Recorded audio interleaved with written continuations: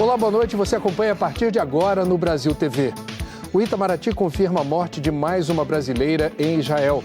A carioca Carla Stelzer Mendes estava na festa atacada pelos terroristas do Hamas no último sábado.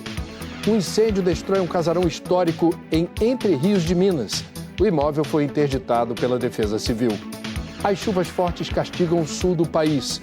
E ainda, domingo é o dia dos professores. E hoje a gente mostra o reencontro emocionante de aluna e professora depois de décadas.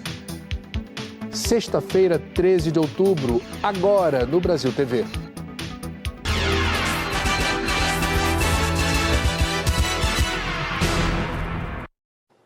O Itamaraty confirmou hoje cedo a morte da brasileira Carla Stelzer Mendes.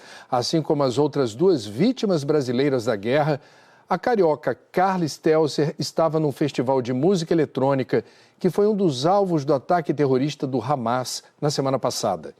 O corpo do namorado dela, israelense, já tinha sido encontrado. Carla Stelzer Mendes, de 42 anos, era a única brasileira que ainda estava desaparecida em Israel. Durante a manhã, em entrevista à Globo News, o embaixador do Brasil em Israel confirmou que Carla foi encontrada morta. Acabamos de confirmar que ela faleceu e que o enterro é hoje. Carla Stelzer estava na festa rave que foi atacada no último sábado pelo grupo terrorista Hamas. A festa acontecia perto da faixa de Gaza. Ela estava com o namorado, o israelense Gabriel Azulay. O corpo dele foi encontrado na quarta-feira. Carla chegou a enviar um áudio para uma amiga enquanto tentava se esconder dos terroristas. Vieram os terroristas, jogaram bomba, a gente saiu correndo, eu tô aqui no meio do mato com outras duas pessoas e o Gabriel, e com medo de ninguém vir matar a gente. Num vídeo que Carla enviou a amigos, publicado pelo jornal O Globo, é possível ouvir o som de tiros ao fundo. Por telefone, conversamos com um amigo de infância dela, que aqui do Brasil buscava informações sobre a Carla. Eu sabia que ela estava nessa festa, então desde o primeiro momento que eu vi a reportagem falando que a festa tinha sido invadida, eu já mandei mensagem para ela e ela não me respondeu. E eu fiquei super preocupado. E a partir desse dia foi uma luta incansável para tentar encontrar o paradeiro dela. Carla era carioca, tinha a cidadania israelense e, segundo os amigos, estava há mais de 10 anos no país. O filho dela está servindo ao exército local. Carla sempre foi uma pessoa da paz, uma pessoa amiga, que amava a vida, amava viver, amava a capoeira. Nas redes sociais, amigos fizeram homenagens mostrando uma das suas grandes paixões. Que a violência que a tirou de nós não obscureça a luz que ela trouxe a todos que conviveram com ela. Carla será sempre lembrada como uma guerreira da capoeira e sua ausência deixa um vazio que jamais será preenchido. O Itamaraty divulgou uma nota em que lamenta e manifesta profundo pesar com a morte de Carla Stelzer Mendes, terceira vítima fatal brasileira dos atentados ocorridos no último dia 7 de outubro em Israel. O governo ainda diz que, ao se solidarizar com a família, amigas e amigos de Carla, reitera seu total repúdio a todos os atos de violência contra a população civil. Carla foi enterrada durante a manhã em uma cidade no sul de Israel. 3 brasileiros morreram nos ataques terroristas do Hamas. Todos estavam na mesma festa rave, que reunia cerca de 3.000 pessoas. A carioca Bruna Valeano morreu no local. A jovem de 24 anos morava há 8 em Israel e estudava comunicação e marketing. O gaúcho Hanani Nidzelski Glaser morava há 7 anos no país e também tinha cidadania israelense. Ele nasceu em Porto Alegre e tinha 23 anos. Durante a invasão, Hanani chegou a se refugiar num bunker com a namorada, mas o local foi invadido. O terceiro voo de resgate de brasileiros de Israel pousou no Brasil hoje cedo. 5 pessoas desembarcaram no Recife e os outros 64 brasileiros repatriados de Israel chegaram no fim da manhã em Guarulhos, na Grande São Paulo. O avião pousou na base aérea de São Paulo, em Guarulhos, na região metropolitana, às 11h20 da manhã, com 64 brasileiros repatriados de Israel. Um deles é o filho do Luciano. A gente não dorme desde sábado. A gente estava conversando com ele no telefone e a gente de repente começava a tocar a sirene, ele virava: pai, eu tenho 1 minuto e 20 segundos para descer para o bunker, tchau. E mas ele continuava com o celular e a gente só ouvia as sirenes tocando e algumas explosões, provavelmente de foguetes interceptados ou caindo, e a gente ouvia, e depois quando ele entrava no bunker caía o sinal e a gente ficava naquela angústia até ele voltar a ligar para a gente para saber o que estava acontecendo. Antes, às 6h07, ele passou por Recife, em Pernambuco. 5 passageiros ficaram por lá. A emoção de pisar aqui na nossa terra foi demais, viu? Foi uma emoção maravilhosa, saber que retornamos à nossa terrinha e foi bom demais estar de volta. Um alívio. Esse é o 3º voo de resgate da Força Aérea Brasileira. Na quarta, 211 pessoas desembarcaram em Brasília. Ontem, 214 foram para o Rio de Janeiro. E hoje, o primeiro grupo de São Paulo. Segundo a FAB, mais de 2.500 brasileiros pediram para serem repatriados e a expectativa é que 900 cheguem até domingo. Do lado palestino, a Embaixada do Brasil na Cisjordânia, que atende as famílias em Gaza, principal ponto de confronto, identificou 22 brasileiros que querem ser resgatados. 10 deles estão numa escola. A Shahid é uma delas. Ela tem 18 anos, é de São Paulo e foi para Gaza faz 1 ano e meio. Essa escola é uma igreja também. A irmã da igreja reuniu com a gente e disse pra gente que a gente não pode mais ficar aqui. O avião da presidência está em Roma, na Itália, para resgatar os brasileiros que estão na faixa de Gaza. Ele aguarda a autorização para ir até o Egito, onde está sendo negociada a abertura de um corredor humanitário. Quem está por lá relata o medo. A escola não é um lugar mais seguro. Não é mais seguro aqui, gente. Eu não sei o que fazer, velho. Eu tô com desespero.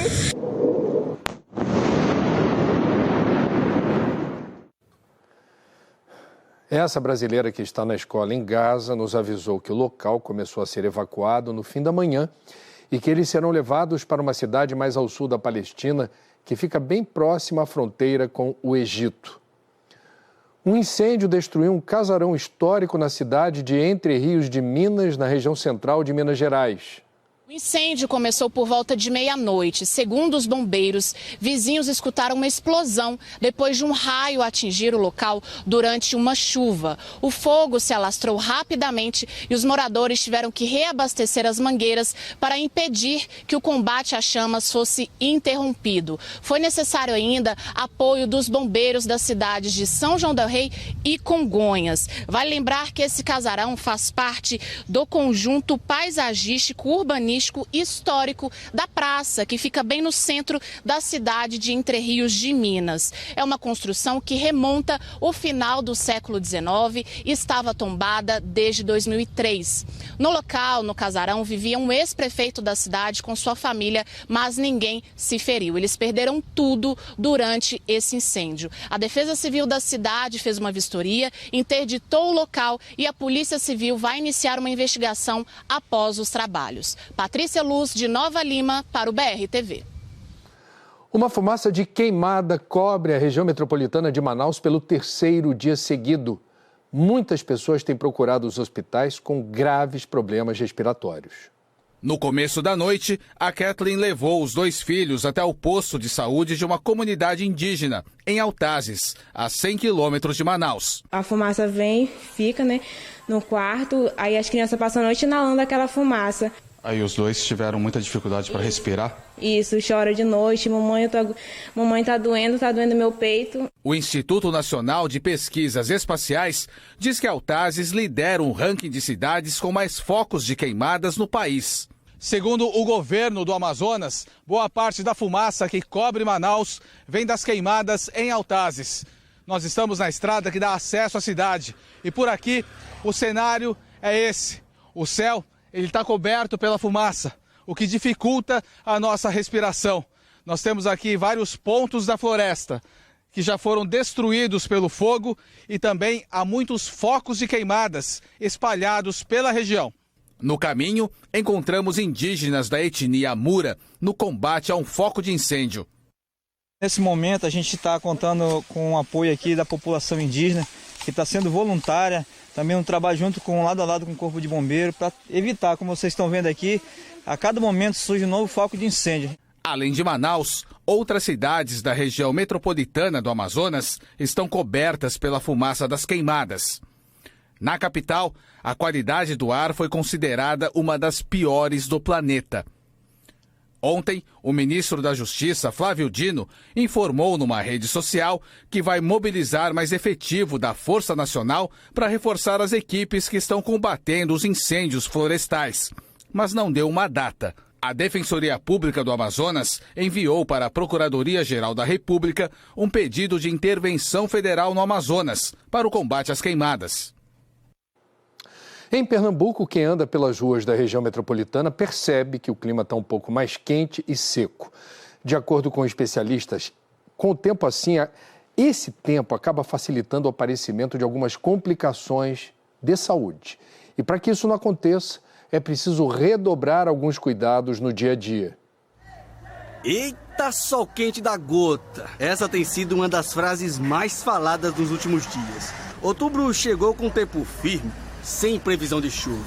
Aí andar a pé tem sido uma agonia. Cada vez está piorando o calor, não é isso? Aí, se a pessoa não se hidratar, já era para a saúde. Mesmo o Recife estando à beira-mar, não é difícil a gente perceber o tempo mais seco que o normal, juntando ao mormaço. Aí já percebeu a quentura, né? E cada dia está mais quente, né? E é assim por diante. E principalmente quando está o mormaço, né? Na minha loja já teve gente que passou mal, restaurante. Quando tem muita gente, o calor humano aquece mais ainda. Um acessório que não pode faltar com o tempo assim é a garrafinha de água. Laís não larga dela de jeito nenhum. Para chegar até onde eu trabalho é muito longe um pouco, né? Aí tem que estar com a garrafinha de água, porque senão só morre com muita sede. Mas se você esqueceu a sua em casa, sem bronca. É fácil encontrar alguém vendendo. Seu Paulo não deixa faltar água para vender na barraca dele. Para aguentar andar nesse calor, o jeito é procurar qualquer pedaço de sombra, porque botar a cara no sol tá difícil. O mês de outubro chegou bem mais seco, e aí muita gente tá sentindo aí aquela secura na garganta, passando mal também. Por isso, algumas dicas para cuidar da saúde são fundamentais nessa época. De acordo com a Agência Pernambucana de Águas e Clima, o mês de outubro chegou quente e seco, principalmente no Agreste e Sertão. Na região metropolitana, a temperatura tem estado 2 graus acima da média. Por isso, tem que cuidar da saúde. E o médico recomenda bastante água e proteção. Lembrar que a sede funciona como se fosse o alerta do tanque de combustível na reserva. Ele já está utilizando as reservas do seu organismo, assim como o carro já está utilizando as reservas do tanque de combustível. Então, o importante é criar o hábito de ingerir água e líquidos. Pessoas que praticam atividade física, pessoas que se expõem de forma excessiva ao calor, pessoas que ingerem uma grande quantidade de álcool, idosos, precisam ter uma atenção maior em relação à ingesta de água, pois essas condições costumam facilitar quadros de desidratação. O negócio não tá fácil, não. É terrível, parece que a gente tá numa sensação térmica de 40 graus. Minha vontade, por exemplo, agora, seria chegar em casa e ir pra uma piscina, mas eu não tenho piscina. Mas... Vai no chuveiro. Tem que ser no chuveiro, né? Uma frente fria atingiu o centro-sul do país e derrubou as temperaturas em Mato Grosso do Sul. No sul do estado, a sensação térmica ficou abaixo dos 10 graus na manhã de hoje. Olá, tudo bem? Olha, a frente fria derrubou as temperaturas em Mato Grosso do Sul, especialmente aqui no sul do estado. Aqui na fronteira com o Paraguai, uma das regiões mais frias de Mato Grosso do Sul, os termômetros marcaram 12 graus de mínima em Ponta Porã. Agora a sensação térmica foi de 9,5. E amanhã dessa sexta-feira aí teve sensação de frio justamente por causa de todo o cenário, além da sensação térmica baixa, aí tinha bastante neblina, chegou a garoar um pouco, ventou, então foi um dia com cara de frio aqui no sul de Mato Grosso do Sul. Agora os meteorologistas dizem que essa frente fria já se afasta para o mar logo, tanto aí a gente já deve ter calor no fim de semana por aqui, viu? Volto com você. Várias cidades do Paraná e de Santa Catarina decretaram situação de emergência por conta dos reflexos das chuvas que caem na região desde a semana passada. Pelo menos 70 casas foram atingidas pelas fortes chuvas ontem em Porto Amazonas, na região dos Campos Gerais, no Paraná. O seu João não conseguiu esvaziar a casa a tempo. Não, a maioria das coisas ficou, né? Não subiu muito rápido, não deu tempo, né? Agora estamos esperando para entrar lá para ver, né, o que aconteceu tudo, né? Nos guarda-roupa, cama, estante, tudo, né, que ficou lá, isso tudo perdido, né?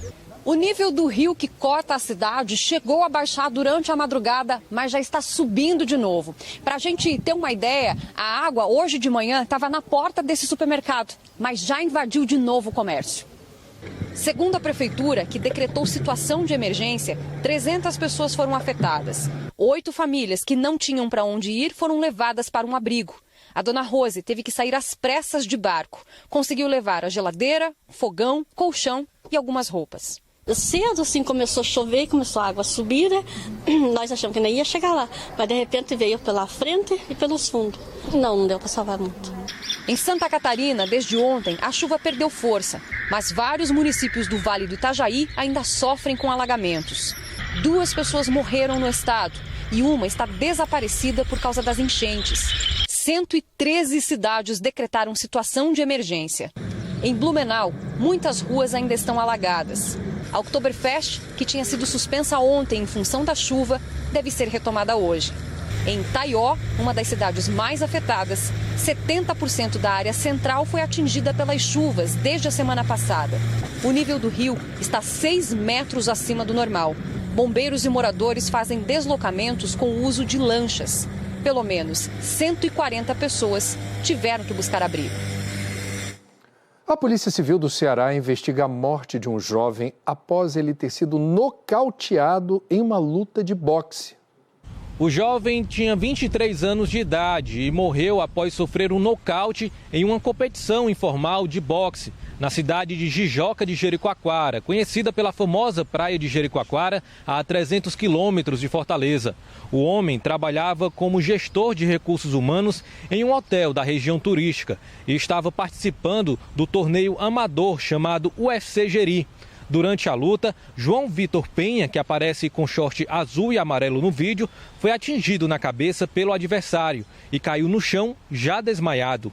O evento aconteceu em uma quadra pública da cidade e a luta de João Vitor foi a primeira. Ele foi socorrido e deu entrada na Santa Casa do município de Sobral, na região norte do estado, onde ficou internado até a última terça-feira, quando morreu. Em nota, o hospital afirmou que houve morte encefálica do paciente, que evoluiu para uma parada circulatória. Agora, a Polícia Civil do Estado do Ceará quer ouvir testemunhas e continuar a investigação para concluir o inquérito policial. 2 homens foram presos em Miranda do Norte, interior do Maranhão, suspeitos de fazer empréstimos em nome de idosos. De acordo com a Polícia Civil, 2 suspeitos do estado do Pará estavam no Maranhão, percorreram pelo menos 10 municípios e foram até as comunidades mais distantes, onde se apresentavam como funcionários de bancos e que estavam cumprindo uma campanha para realizar prova de vida de idosos com dificuldades de irem até as agências bancárias. Durante o falso atendimento nas casas, os investigados deixavam cartões falsos e levavam os cartões originais e documentos de identificação das vítimas. E assim, a dupla conseguia realizar os empréstimos em nome de idosos. Os 2 foram presos quando faziam saque de dinheiro na cidade de Miranda do Norte, que fica a 140 quilômetros da capital São Luís. A Polícia Civil de Miranda do Norte continua as investigações. De Codó, no Maranhão, Ronaí Ferreira para o Brasil TV. E você vai ver no próximo bloco o festival gastronômico na cidade do interior de Goiás, que virou a capital do salgado.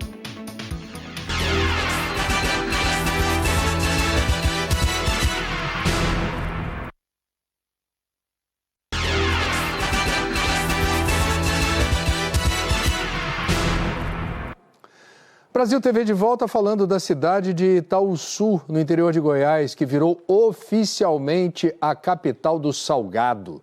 A partir de hoje, a cidade recebe o primeiro festival gastronômico da chamada Rota dos Salgados. Além dos aperitivos tradicionais, as lanchonetes estão preparando receitas inéditas para o evento. Essa tradição fez Itaúsu ganhar o título de capital goiana dos salgados. E isso levou a cidade a criar o primeiro festival gastronômico, que será realizado nesta sexta e sábado. Nós estaremos oferecendo à população concurso de salgado, de doces. Nós também teremos atrações musicais, com shows regionais e shows nacionais. Apenas nesta lanchonete, que funciona 24 horas e emprega 60 funcionários, são vendidos quase 3.000 salgados por dia. Essa é uma coxinha de frango tradicional vendida no balcão, mas a lanchonete decidiu usar esse salgado para fazer uma receita nova para o festival. É uma coxinha que vai ser partida ao meio e vai para a chapa e vai se chamar Coxapa. Todos estão empolgados com o festival gastronômico, que será uma vitrine para as lanchonetes. E nós estamos esperando o festival para isso, para mostrar ainda mais a cultura do salgado de Itaúsu. Quem passa sempre por essas bandas sabe que comer em Itaúsu é bom demais da conta. Peito de sardinha. Por quê? O que ela tem de diferente? É o tradicional aqui, que eu conheço essas peitos de sardinha desde quando eles começaram aqui, né? Aí eu passo aqui e tal, só paro aqui para comer a pizza de sardinha.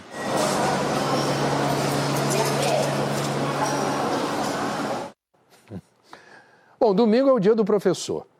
Você já pensou em reencontrar aquele professor ou professor especial que por alguma razão marcou a sua infância? Pois bem, a gente acompanhou um reencontro de aluna e professora com direito à entrega de uma carta que estava guardada há 56 anos. O tempo amarelou o papel, mas não apagou a lembrança e a admiração. Para a tia Sônia. Titia Sônia, a senhora está boa? Nas férias vou na casa da senhora. Muita professora é boa, mas a senhora é mais. Olívia escreveu a cartinha aos 7 anos de idade, mas nunca entregou. A cartinha porque a minha mãe faleceu, né? E eu estava mexendo nos guardados dela, das lembranças. Aí quando eu vi, eu falei, meu Deus, eu escrevi essa cartinha. Aí pelo nome, né, da tia Soninha, eu falei, minha primeira professora que me alfabetizou, e eu tinha 7 anos. 56 anos depois, o recado de carinho vai enfim chegar às mãos da professora, Dona Sônia Maria Gomes. Um reencontro emocionante. Oi, oh, meu Deus do céu. Como é que você tá, meu anjo? Que emoção, olha aqui, ó. 56 anos que eu escrevi essa cartinha. Deixa eu ver. Então, não acho que mudou muito, não. Acho que tá bem a Olívia, que eu lembro. Primeiro, quero agradecer a Deus, que me permitiu ter essa profissão de encontrar anjos tão queridos que eu não esqueço, fazendo da minha vida uma alegria. E você, que não esqueceu de mim e que me deu essa alegria. Obrigada, tá? Obrigada mesmo, de coração. A conversa cheia de memórias não podia ser em outro lugar. A Escola Municipal Getúlio Vargas, em Bangu, onde aluna e professora conviveram. Auditório. Aquelas cadeiras, tipo cadeira de madeira, né? Que fazia assim. A gente ficava sentada. Vocês balançavam ali. Um passeio no tempo, como grandes amigas. A cartinha, escrita há 56 anos, foi o começo de uma história de carinho e admiração. O exemplo da tia Soninha inspirou a aluna a seguir a mesma profissão. A Olívia também é professora da Rede Municipal de Ensino. Eu tenho certeza que hoje leva para a sala de aula muito desse amor. Muito, assim, eu penso muito nela, né? Em horas de desafio, eu penso, nossa, como é que a tia Soninha iria fazer nessa situação de você ter, assim, um olhar para a criança, dar voz para a criança. Dona Sônia, já aposentada, tem uma memória invejável. Ainda guarda os nomes de quase todos os alunos. Deixa eu ver quem mais. Morrice Helena. Tereza Cristina. Lembrei logo de Olívia Rangel, porque eu lembro até do sobrenome de alguns, entendeu? E olha a tia Soninha ali na foto, com uma aluninha puxando a mão dela para segurar. Você, às vezes, não sabe o quanto você está afetando o outro, né? São pequenas atitudes que a gente fica guardada aqui no coração. O tempo passa, mas... essas coisas não passam. Isso grava fundo, fica gravado fundo. Que bonito! Nossa saudação, um beijo para todos os professores do Brasil pela data de domingo. O Brasil TV fica por aqui. Outras notícias logo mais no Jornal Nacional, às 8h30 da noite, horário de Brasília. Uma ótima noite para você e até amanhã.